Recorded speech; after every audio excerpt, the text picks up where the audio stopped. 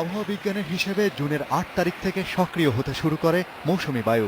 শুরু হয় বর্ষা মৌসুম, কিন্তু দেশের বেশিরভাগ জায়গায় বৃষ্টির দেখা নেই।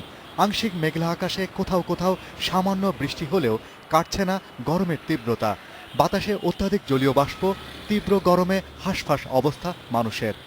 রাস্তাঘাটের পিছে আরো এমনি গরম, তারপরে রোদের তাপমাত্রাও বেশি, এ কারণে অনেক গরম পড়ছে। গরম তো অত্যাধিক গরম, কারণ বৃষ্টি হতেছে না। দেখেন না, চলাফেরা করা মানে জনজীবন একদম অতিষ্ঠ হয়ে উঠেছে গরমেতে। আবহাওয়া অধিদপ্তর বলছে মার্চ থেকে জুনের প্রথম সপ্তাহ পর্যন্ত গ্রীষ্মকাল। গেল ৫ বছরে গ্রীষ্মকালে রাজধানী ঢাকা সহ সারা দেশের গড় তাপমাত্রা বেড়েছে ১ ডিগ্রি সেলসিয়াস, আর ঢাকায় সর্বোচ্চ তাপমাত্রা ওঠানামা করেছে ৩০ থেকে ৩৫ ডিগ্রির মধ্যে। মৃদু থেকে মাঝারি ধরনের heatwave Khulna division, Rajshahi division এবং ঢাকারও কিছু অংশে এগুলো চলতেছে। আর মৌসুমি বায়ু ডিলে হওয়ার কারণে বৃষ্টিপাত কম হচ্ছে এবং এটা এই কারণে তাপমাত্রাটা কমতে পারছে না। প্রতি বছরই কিছু তাপমাত্রা বেড়ে যাচ্ছে, ক্লাইমেট চেঞ্জের কারণে বৃষ্টিপাতও প্রতি বছর কমে যাচ্ছে এবং এটা একটা ট্রেন্ড তৈরি হচ্ছে। আবহাওয়ার পূর্বাভাস বলছে এবার বর্ষা আসবে একটু দেরিতে।